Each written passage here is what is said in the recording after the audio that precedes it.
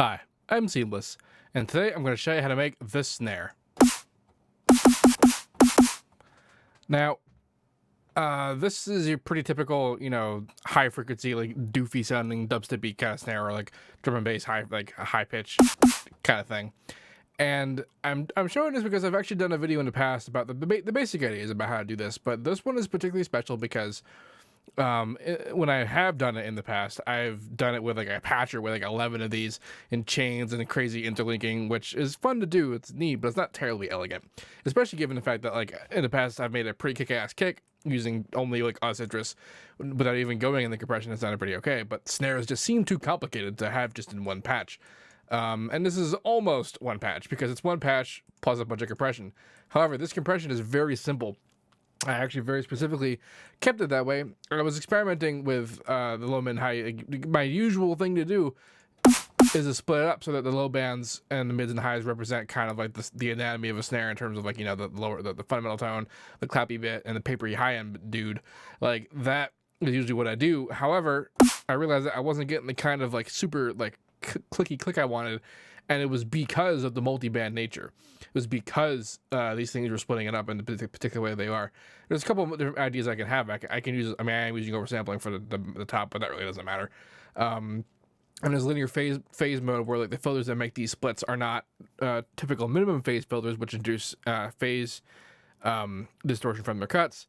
But cause, I mean, they're not that steep a cut to begin with. But the linear phase mode is steeper, and without that particular phase issue, however, it still doesn't keep it that perfect kind of cut. Now the thing is that I'm not totally sure that like other people can't do a better job using multiband. I'm not saying that you can't do it with using multiband, but I just got a lot better results when I did.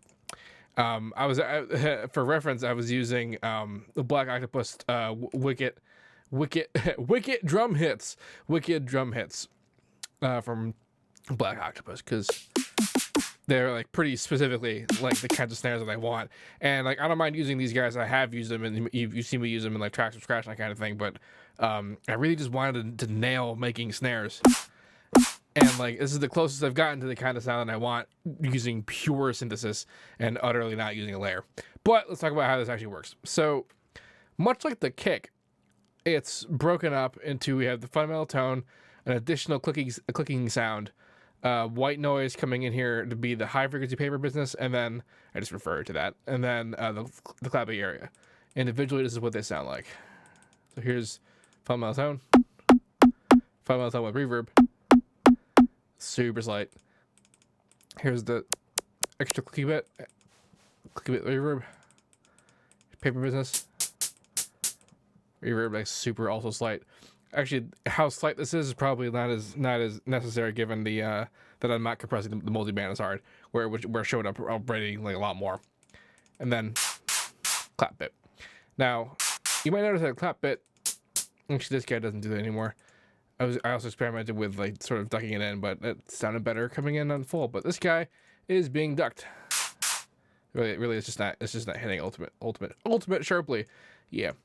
So I set the oscillator that is the fundamental tone to be at 3200 hertz, and if I'm using the hertz mode over here and not the ratio mode, it doesn't change when I play different notes.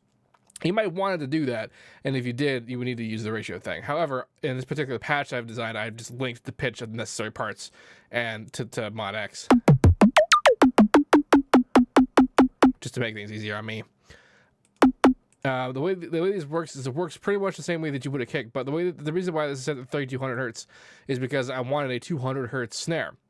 And if I use the default pitch range, because the pitch range in any of these oscillators by default is 1 octave up and 1 octave down. These grid lines are actually split up in semitones, but I took the pitch envelope, turned it all the way up, and that changes how the range is. And the range now is 4 octaves up, 4 octaves down, which I generally prefer to have the whole range of like its possible pitched motion to work with me. This one isn't going all the way up though. In fact, it's not going up very far at all. And the reason for that is because the rest of it is being replaced by oscillator number 5, which is doing the whole deal. Now, if I didn't have the like that's what it sounds like without the volume envelope on it.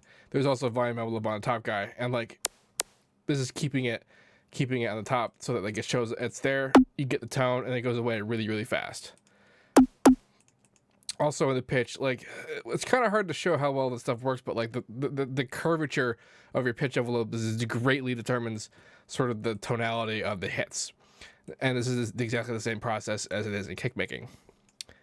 Also on the, I have 9 voices in unison, which matters a great deal in terms of that, like the kind of levels that are coming out of here. Because if I didn't have the voices, you can even just see that it's measurably louder when all 9 voices are on. Now, I'm not using unison in the traditional sense. You can see that the pitch and phase are pretty identical, but I'm actually using unison voices for what I'm doing with the noise, and I'll get to that later. So this is basically the top half of what this was. I did a little bit of research. I was actually looking at one of the snares from the Black Octopus hit. God, come on. What? Oh, it's stuck. All right. What I was looking at here. Oh, this is one of the samples from aforementioned pack. What I was looking at here is how immediately these waveforms maximize. These are like super duper already, just like, all right, we're on it. And of course, it doesn't last a very long time, cosmically, but like this immediacy matters. And I later compared, like this is close to what my sample is now. It's a little bit different, but this is a recording of it. You can kind of see that it's sort of doing it, but it's still a little bit jumpy. Like how dense this looks has to do with like pitch, because you can kind of make out the main sine wave that is the tone of the whole snare, and like how thin or not this is, it depends on what pitch it is. That's like in this example, which is much lower than what I'm doing now, and much lower than this particular guy, which is why this sine wave is denser. You can see that, I mean, the sine wave is also like, this one is being dramatically more messed up with different things going on, different amounts of layering, which I was really trying to accomplish using mostly white noise. So this guy just operated force, turned to white noise, goes into filter 1. Filter 1 is a high pass, which is just keeping it so that it's in higher frequencies. In the harmonic unison pitch, I'm messing around with the cutoff a bit. So there's a whole bunch of different, there's basically 9 of these happening at one time. They all have their own individual filter, and each of these filters has an individual parameter change offset, like according to their voice pillar, which is what these pillars, black pillars, represent. And as a result, it's spread in panning because I had the panning all the way up, and all the way up, close all the way up on the unison. So that means that these are being evenly spread from left to right, and so they all have different like cutoff values, and that means that like we're getting a pretty good stereo image. That's really where the stereo is coming from. And so that's what this guy is. And then filter 2 here is the complicated one. It's a bandpass filter with an envelope on the cutoffs that's going down like a little bit. Initially, I had it kind of like doing one of these, the wah wah kind of thing, but I just wasn't feeling it. The resonance is going down, so it means that it's contracting. It's where the frequency range sort of closes in on itself. It starts wide and goes lower with this amount, but like it's not going on like very far, and the resonance is mostly like high enough anyway. And then in the index mapping, I am still messing with it. So the farthest right and left ones have very high resonance, which means they're getting sort of a wider band of noise, and the middle ones have sort of lower resonance, except for the most mid one, which has slightly more. And like, because the less resonance there is,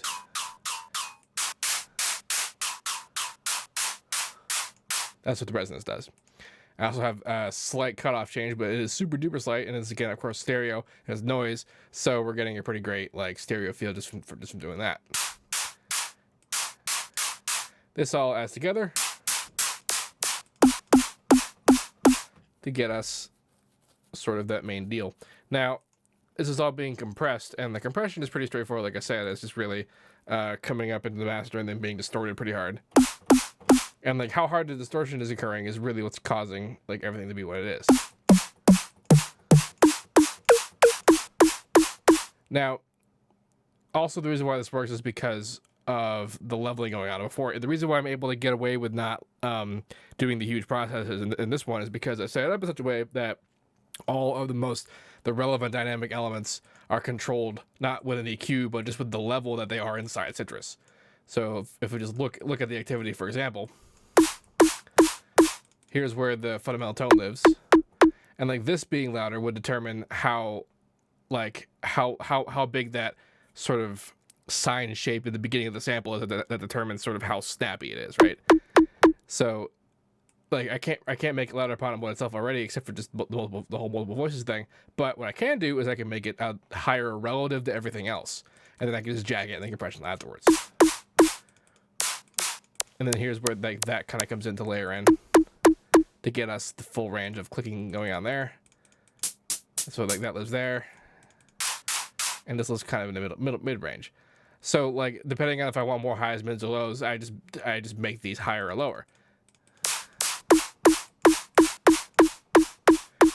It sounds like it gets a lot quieter, but really what ends up happening is that we then crank it in the compression. But this guy being as high as it is just destroying everything by like essentially ducking it, but because of the relative level being so much higher, which we can then tear down. And that's the kind of relationship that it has by being crushed up against it with distortion and a pretty fast compression combined to do the job.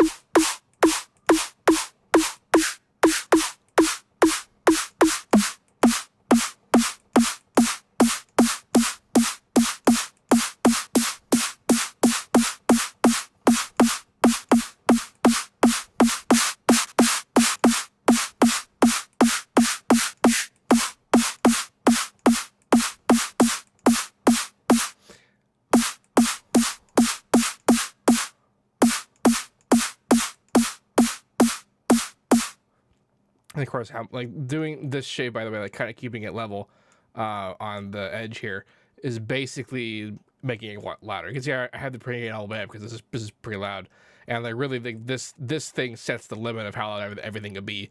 So how loud this is coming out is the maximum loudness that it can come out of this, just in terms of how I want the mix set up based on leveling these items here. So doing this shape, keeping like the quote unquote threshold here, and like this thing doing what it's doing, like this shape getting steeper is basically just what volume increase looks like.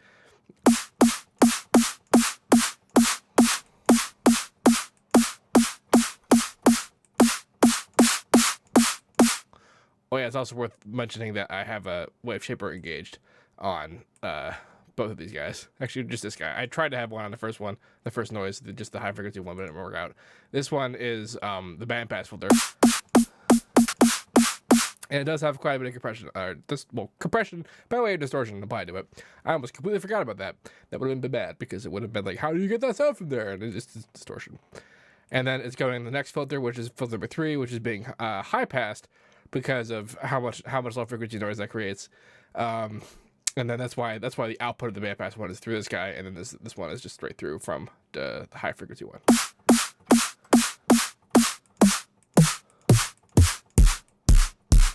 And now it's a kick.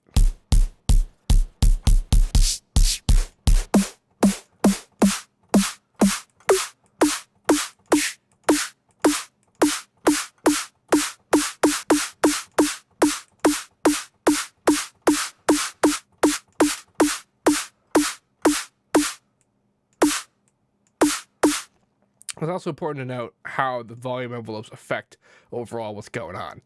So, like for example, on the bandpass filter, for the volume on that is this guy. If it's shorter, it kind of does that.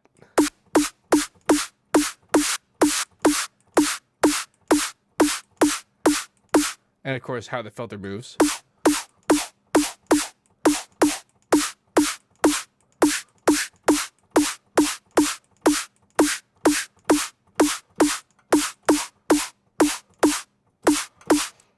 And I was going to start with the one with the volume on operator number 1, but I went to the more relevant ones. But this guy also greatly controls the dynamics of the whole thing, just because this is what's causing like the main sort of force of everything to occur.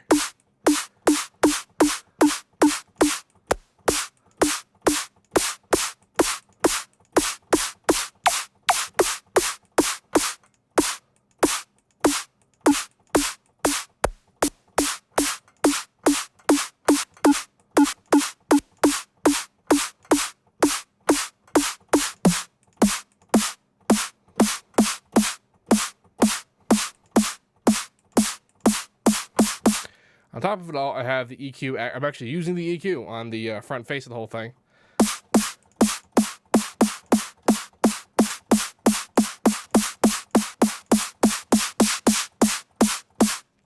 which exists to kind of clean up a couple of things, which I would have done with this regular EQing anyway. I just most of the time forget that this thing even has an EQ. Also, super important is the high quality envelope being engaged while I'm working on it, because what this does is that like these extremely fast envelopes are not very high resolution by default. Like we can see them being this nice smooth curve, but if we were to look at the output signal of this in terms of level, it would be jagged and weird looking, and that's because of it's just not high resolution enough. So high quality envelopes ups that resolution.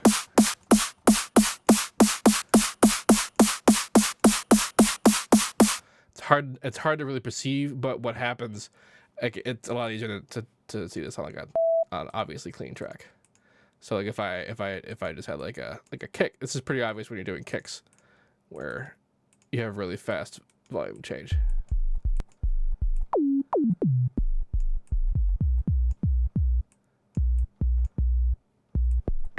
That's what I mean by the pitch envelope. Come on. So you see that phenomenon going on there?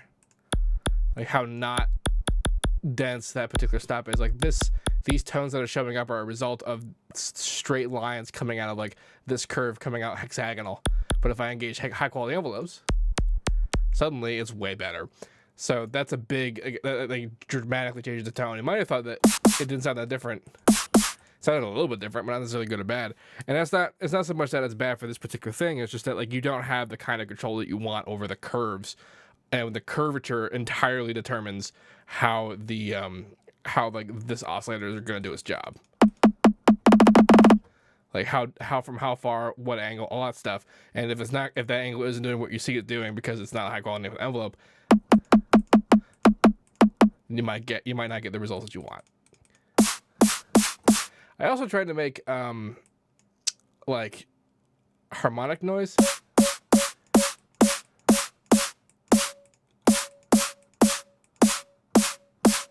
I think it kind of worked, but like I just don't like it, so it's whatever.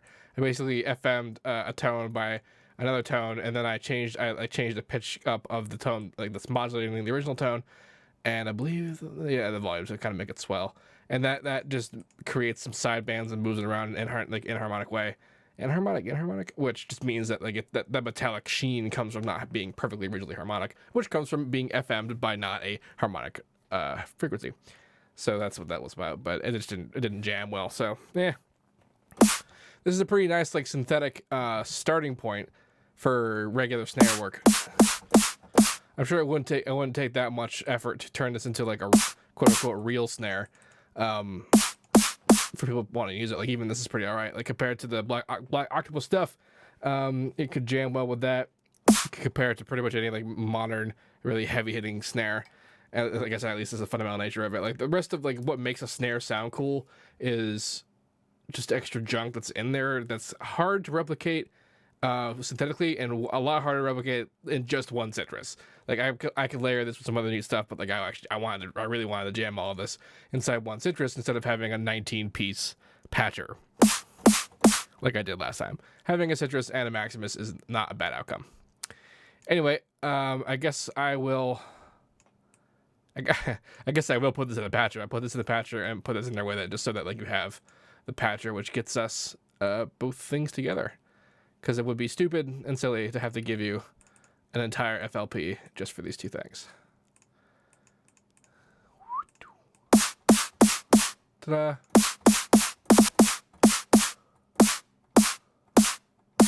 It's a lot of high frequency activity. That's already open. Derp.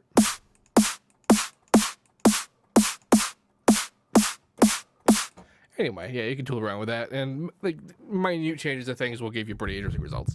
I kind of rambled a lot on that, a lot longer than I necessarily anticipated, but if you have any questions about this, please let me know. Don't forget to like, comment, and subscribe and all that good stuff. And as usual, have a nice day.